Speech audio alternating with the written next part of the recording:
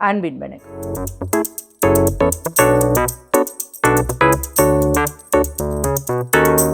நூல் பெண்கள் நடுவே. ஆசிரியர் ஜான் மெக்காகன். மொழிபெயர்ப்பு அசதா. பதிப்பகம் காலச்சுவடு பதிப்பகம். ஜான் மெக்காகன் 1934 டப்ளினில் பிறந்தார். முழு நேர எழுத்தாளர் ஆவதற்கு முன்பு தொடக்கப்பள்ளி ஆசிரியராக பயிற்சி பெற்றவர். கற்பித்தல் பணியுடன் நீண்ட பயணங்களையும் மேற்கொண்டார். மைக்கேல் லாங்லி, ஷீமஸ் ஹீனி போன்ற புகழ்பெற்ற அயர்லாந்து எழுத்தாளர்களது தலைமுறையை சார்ந்தவர். அவர்களுக்கு இணையான எழுத்தாற்றல் பெற்றவர். மிகவும் பாராட்டப்பட்ட 6 நாவல்கள், 4 சிறுகதை தொகுப்புகளின் ஆசிரியர். இவரது படைப்புகள் பல மொழிகளில் மொழிபெயர்க்கப்பட்டுள்ளன. ஆண்டுதோறும் அயர்லாந்து எழுத்தாளர் ஒருவரது சிறந்த புனைவு நூலுக்கு மெக்காகன் பெயரில் விருது வழங்கப்படுகிறது. பெண்கள் நடுவே நாவல் ஐரிஷ் டைம்ஸ் விருதை வென்றது. புக்கர் பரிசுக்கான குறும்பட்டியலில் இடம்பெற்றது. இந்த நாவலை 4 பாகங்கள் கொண்ட தொலைக்காட்சி தொடராக பிபிசி தயாரித்திருக்கிறது. மொழிபெயர்ப்பாளர் அசதா. இயற்பெயர் ஆ. சகாய ஆரோக்கியதாஸ். சொந்த ஊர் விழுப்புரம் மாவட்டம் முகையூர். கவிஞர், சிறுகதை ஆசிரியர், மொழிபெயர்ப்பாளர். பிஷப்புகளின் ராணி கவிதை, வார்த்தைப்பாடு சிறுகதைகள் ஆகியவை இவரது நூல்கள். மொழிபெயர்ப்புக்கென 2003 திருப்பூர் தமிழ் சங்க விருதும், நிலத்தின் விளிம்புக்கு நாவலுக்கு 2015 ஆனந்த விகடன் விருதும், 2023 ஆண்டுக்கான நா. மகாலிங்கம் மொழிபெயர்ப்பு விருதும் பெற்றிருக்கிறார். 2004 ஆண்டு சாகித்ய அகாதமியின் இளம் எழுத்தாளர்களுக்கான பயண நல்கை இவருக்கு வழங்கப்பட்டது.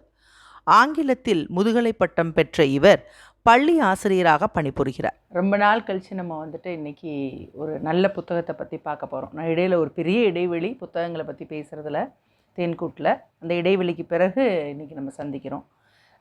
இது என்ன புத்தகம்னா, உங்களுக்கு தலைப்பு, எழுத்தாளர் பற்றி, மொழிபெயர்ப்பாளர் பற்றி கொஞ்சம் தெரிஞ்சிட்ருப்பீங்க அந்த குட்டி வீடியோவில்.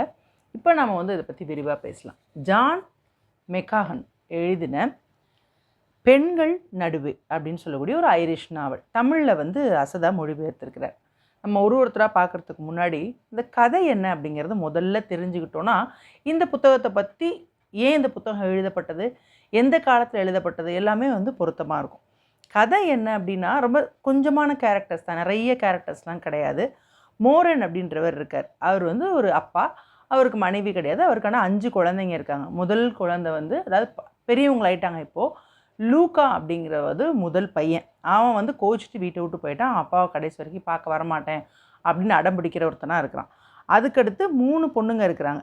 முதல் பொண்ணு பேர் மேகி, அப்புறம் மோனா, அப்புறம் ஷீலா, அப்புறம் கடைசியாக மைக்கேல். இவர் பேரே, தந்தையோட பேரே தான் அவனுக்கும், மோரன் அவரும் மைக்கேல் தான். ஸோ மைக்கேல்ன்ற பேரில் கடைசி பையன். இந்த 5 குழந்தைங்களுக்கும் அம்மா இல்லைன்றதுனால இவங்க இருக்க குடும்பத்துக்குள்ளே ஒரு பெண் சேர்றாங்க. அவங்க தான் ரோஸ். அவங்க எப்படி சேர்றாங்கன்னா, ஆனி அண்ட் லிசி அந்த கிராமத்தில், இது கிராமத்தில் தான் நடக்குது. இந்த கிராமத்தில் அந்த தபால் அலுவலகம்னு சொல்லும்போது எந்த பீரியடாக இருக்கும் அப்படின்னு யோசிச்சுக்கணும். இப்போது அந்த தபால் அலுவலகத்துக்கு போயிட்டு வந்துக்கிட்டே இருக்கும் பொழுது அங்கே ரோஸை பார்க்குறாங்க. 2 பேர் சேர்ந்து திருமணம் செஞ்சுக்கிறாங்க. அதாவது 5 குழந்தைக்கு பிறகு திருமணம் செஞ்சுக்கிறாங்க. இப்போ ரோஸும் இந்த குடும்பத்துக்குள்ளே சேர்றாங்க. இந்த மோரன் ஒரு காலத்தில் படை வீரராக இருந்திருக்கிறார். இன்னும் போர் அந்த நடந்த சூழ்நிலையிலேருந்து அவர் அவ்வளவா வெளியில் வந்த மாதிரி தெரியலை அப்படின்னு ஆசிரியர் சொல்கிறார். அப்போனா போர் நடந்து மிக மிக நெருங்கி, அதாவது ஒரு 1800களில் நடந்த கதையாக இதை நம்ம எடுத்துக்கலாம். இப்போ இந்த மோரன், இந்த 5 குழந்தைங்க, 5 பிள்ளைங்க இப்போ பெரியவங்களாயிட்டாங்க. ரோஸ், இந்த மோரன் படையில் இருந்த பொழுது மெக்வேட்னு ஒருத்தர் இருக்கார். அவர் ஜிம்மின்னு சொல்கிறாங்க. அவர் வர்றாரு. அவரும் இந்த படத்தில் இல்லை, இந்த நாவலில் ஒரு முக்கியமான கதாபாத்திரம். பிறகு அந்த 3 பெண்களுக்கு 3 கணவன்கள் வரணும் இல்லையா? இவ்வளோ தாங்க மொத்தம். இதற்கிடையில் மைக்கேல் நெல் அப்படின்ற ஒரு பொண்ணோட ரொம்ப இலகுவாக பழகுவான். இப்போது இதில் இந்த கதை இவ்வளோ தாங்க, ஒரு குடும்பத்தோட கதை. இதில் என்ன சொல்லிட முடியும்? ஒரு குடும்பம் தானே அப்படின்னா, இதை படமாக எடுத்திருக்கிறாங்க, நிறைய விருதுகள் வாங்கியிருக்கு. அப்போ என்ன சொல்லியிருப்பாங்க? இதுக்குள்ளே என்ன கதை சொல்ல முடியும்? நமக்கு தெரியாத கதை என்ன சொல்லிட முடியும் அப்படின்னா, இந்த நாவலில் கதை அப்படிங்கிறத தாண்டி இந்த கேரக்டர் ஸ்டடின்னு சொல்லுவாங்க, அது ரொம்ப முக்கியமாக இந்த நாவலில் நான் பார்க்குறேன். எப்படின்னு கேட்டிங்கன்னா, மோரன்றவரை ஒரு விவசாயின்னு சொல்லியிருக்கலாம், ஏன்னா பெரிய நிலம் வச்சுருக்காரு, இன்றைக்கி அதான் பண்ணிகிட்ருக்காரு, அதோடு நிறுத்தியிருக்கலாம். இல்லை அந்த ஊரில் இருக்க ஒரு பெரிய பணக்காரர்னு சொல்லியிருக்கலாம், இல்லை அந்த ஊரில் இருக்க ஒரு ஏழைன்னு சொல்லியிருக்கலாம், இல்லை ஒரு நடுத்தர எந்த மாதிரியான்னு சொல்லியிருக்கலாம். ஏன் படை வீரர் அப்படின்னு சொன்னாங்க அப்படிங்கிறதுலேருந்து நம்ம கதையை வந்து பார்க்க ஆரம்பிக்கிறோம். அதே மாதிரி இந்த ரோஸ் ஏன் இத்தனை குழந்தைகள் இருக்கும் பொழுது இவரை திருமணம் செஞ்சுக்கிட்டாங்க? அந்த அம்மாவோட கேரக்டர் என்னவாக இருக்கும்? இவர் சிடுன்னு இருப்பார், ரொம்ப ஸ்ட்ரைட்டாக இருப்பார், ரொம்ப ஓவரான ஒரு ஸ்ட்ரிக்டாக இருப்பார், ஸ்ட்ரைட் ஃபார்வர்டாக இருப்பார், அவர் செலவே பண்ண மாட்டார், ரொம்ப கஞ்சனாக இருப்பார். இவரை ஏன் ரோஸ் திருமணம் பண்ணிக்கிட்டாங்க அவ்வளோ வயசு வித்தியாசத்தில்? அப்படிங்கிறப்போ மோரனுடைய கதாபாத்திரம் எப்படிப்பட்டது, ரோஸோட கதாபாத்திரம் எப்படிப்பட்டது? வீட்டில் 3 பெண்கள் இருந்தும் இந்த புது பெண்ணை, அதாவது புதுதாக வரக்கூடிய சிற்றன்னைன்னு சொல்லலாம் இல்லைங்களா, அவங்கள ரொம்ப இலகுவாக ஏற்றுக்கிறாங்க. எப்படி ஏற்றுக்கிறாங்க? அது எப்படி வந்து நடந்தது? அந்த 3 பெண்களுடைய குண இயல்புகள் என்ன? இப்படி இருக்க ஒரு நல்ல ஒரு குடும்பத்துக்குள்ளே ஏன் லூக்காவால் ஒத்து போகவே முடியல, கடைசியில் மைக்கேலாலையும் ஒத்து போக முடியல? அது ஏன்? இதுக்கெல்லாம் இந்த நாவல் கதை சொல்லுது. இந்த நாவலில் ஏன் இதுக்கு பெண்கள் நடுவேன்னு பேர் வச்சாங்க? பெண்களாக இருக்கனால பெண்கள் நடுவேவானா? இல்லை. ஒரு மனிதனால் பெண்கள் நடுவே மட்டுமே வாழ முடியும், அவரால் ஆண்கள் கூட வாழவே முடியாது. அதனால தான் லூக்காவும் மைக்கேலும் வீட்டை விட்டு போயிடுறாங்க. ஒரு இடத்துல லூக்கா சொல்லுவான், நீ வா வீட்டுக்கு வா அப்படின்னு தங்கச்சி கூப்பிடும்போது, அந்த மனுஷனால் பெண்கள் நடுவே மட்டும்தான் வாழ முடியும். அது எப்படிங்க ஒரு மனிதனால்?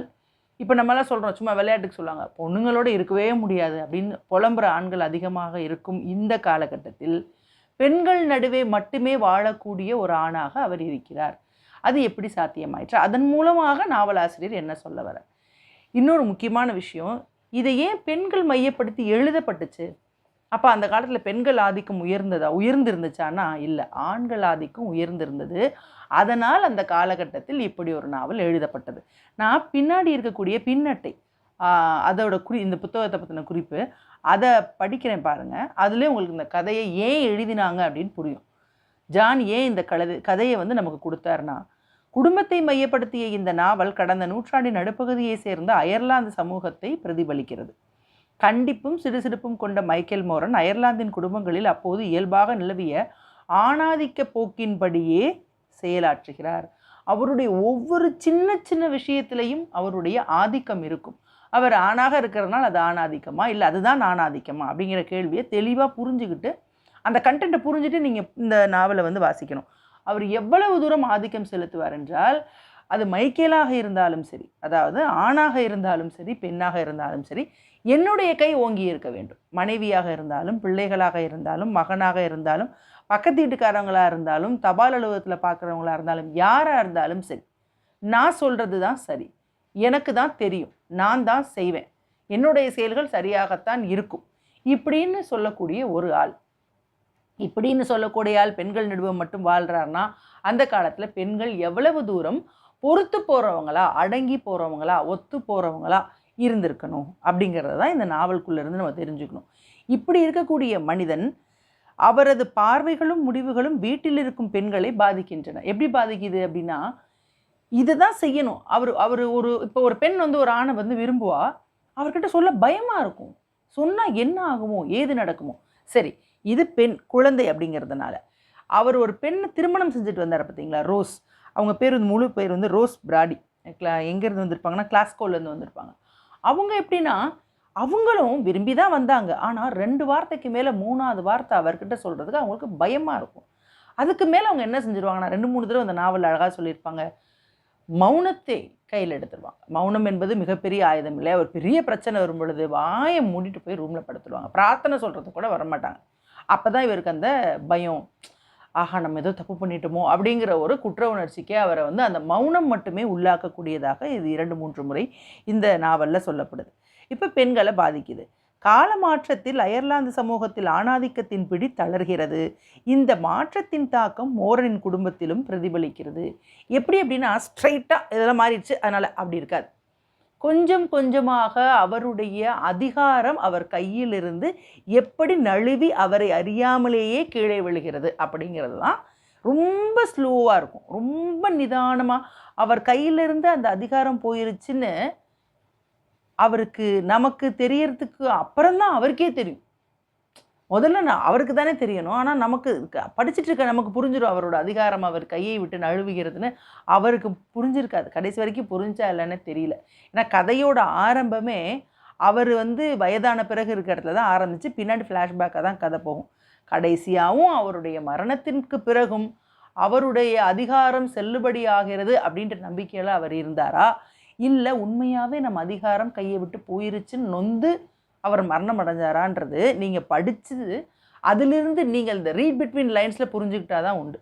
அது ஒவ்வொருத்தருக்கும் ஒன்று ஒன்றா புரியலாம். ஆனால் இந்த நாவல் என்ன சொல்லுது அப்படிங்கிறத தாண்டி நமக்கு என்ன புரியுதுங்கிறது ரொம்ப முக்கியம். அதை நீங்கள் அந்த கடைசி அத்தியாயங்களில் புரிஞ்சுக்கலாம். பெண்கள் நடுவே இந்த மாற்றத்தை மிக அழகாக விவரிக்கிறது. அயர்லாந்து சமூகத்தில் ஒரு காலப்பகுதியின் சுருக்கமாக சுவைகுன்றாத சித்திரமாக அமைந்திருக்கும் இந்த நாவலை நேர்த்தியும் எளிமையும் கூடிய மொழியில் தந்திருக்கிறார் அசதா. இது ரொம்ப ரொம்ப முக்கியமான கடைசி இந்த ஸ்டான்ஸா. அசதா இந்த நாவலை மொழிபெயர்க்கவில்லை என்றால் இதை நம்மளால் படிச்சிருக்க முடியுமா அப்படிங்கிறது மிகப்பெரிய கேள்விக்குறி. இதற்கு முன்பாக முன்கூறப்பட்ட சாவின் சரித்திரம் அசதாவோட மொழிபெயர்ப்பில் நம்ம பார்த்தோம். அப்போவே இவ்வளோ ஒரு கடினமான ஒரு நாவலை இவ்வளவு சுவாரஸ்யமாக மொழிபெயர்க்க முடியுமான்னு நான் ரொம்ப ஆச்சரியப்பட்டேன். அதன் பிறகு இந்த நாவலிலும் அதே ஆச்சரியம்தான். இது ஒரு மொழிபெயர்ப்பு நாவல் படிக்கிறோம் அப்படிங்கிற உணர்வை எழுத்தாளர் கொடுக்கலாம், ஆனால் மொழிபெயர்ப்பாளர் கொடுக்கக்கூடாது. அது மாதிரி இந்த நாவலை பொறுத்த மட்டும் அசதா ரொம்ப இலகுவாக என்ன அவர் சொல்ல விரும்பினாரோ அதை நம்மளுடைய தமிழுக்கும் நம்மளுடைய மொழி பலத்துக்கும் தகுந்த மாதிரி ரொம்ப சாதாரணமாக சொல்லிவிட்டு நம்மள்கிட்ட கொண்டு வந்து அந்த கதையை சேர்த்துருப்பார். ஸோ கதைக்குள்ளே இருந்து நீங்கள் படித்து தெரிஞ்சுக்க வேண்டிய விஷயங்கள் இதில் அதிகம். வெறுமனே ஒரு கதைக்காக படிப்பவர்களுக்கான நாவல் அல்ல பெண்கள் நடுவே. கதையை தாண்டி ஒரு நாட்டினுடைய சமூகம் எப்படி ஒரு காலத்தில் இயங்கியது, அந்த சமூகத்தில் மாற்றங்கள் எப்படி நிகழ்ந்தன, அந்த மாற்றத்திற்கு யாரெல்லாம் காரணமாக இருந்தாங்க, அந்த மாற்றத்தை யாரெல்லாம் ஏற்றுக்கொண்டார்கள், யாரெல்லாம் மறுதளித்தார்கள், ஏற்றுக்கொண்டவர்கள் நிலைகள் என்னவாக மாறுச்சு, மறுதளித்தவர்கள் என்னவாக மாறினார்கள், இந்த மாதிரியான ஒரு சமூக நாவலாகத்தான் எனக்கு இந்த பெண்கள் நடுவே தோணுச்சு. இந்த நாவலை படித்து பாருங்கள், நிச்சயமாக ரொம்ப சுவாரஸ்யமானு சொல்கிறதோட அதான் நான் சொல்கிற மாதிரி சமூகத்தை தெரிஞ்சுக்கிறதுக்கான ஒரு நாவல். நான் இதில் முதல் என்ன சொல்கிறது, ஒரே ஒரு பேராகிராஃப் படித்தா அசதாவுடைய மொழிபெயர்ப்பு எவ்வளோ அற்புதமாக இருக்குன்னு தெரியும். உடல் நலிவுற ஆரம்பித்த போது மோரன் தன் மகள்களை கண்டு அஞ்சினார். ஒரு காலத்தில் நல்ல வலுவுள்ளவராக இருந்த அவர்களது வாழ்வில் மிக ஆழமாக ஊடுருவி இருந்தார். அதனால் பணி, திருமணம், குழந்தைகள், டப்ளின் அல்லது லண்டனில் சொந்த வீடு இவையெல்லாம் அமைந்தும் நிஜத்தில் கிரேட் மெடோவை விட்டு அவர்களால் போக முடியவில்லை. இப்போதோ அவர்கள் அவரை விடுவதா இல்லை. அப்பா, நீங்கள் தேர வேண்டும், இது போலவே இருக்க முடியாது, இதில் நீங்கள் எங்களுக்கு உதவுவதே இல்லை, நாங்கள் நினைத்தால் மட்டும் உங்களை உடல் தேர செய்ய முடியாது. எப்படியானால் என்ன, யாருக்கு இதை பற்றி கவலை?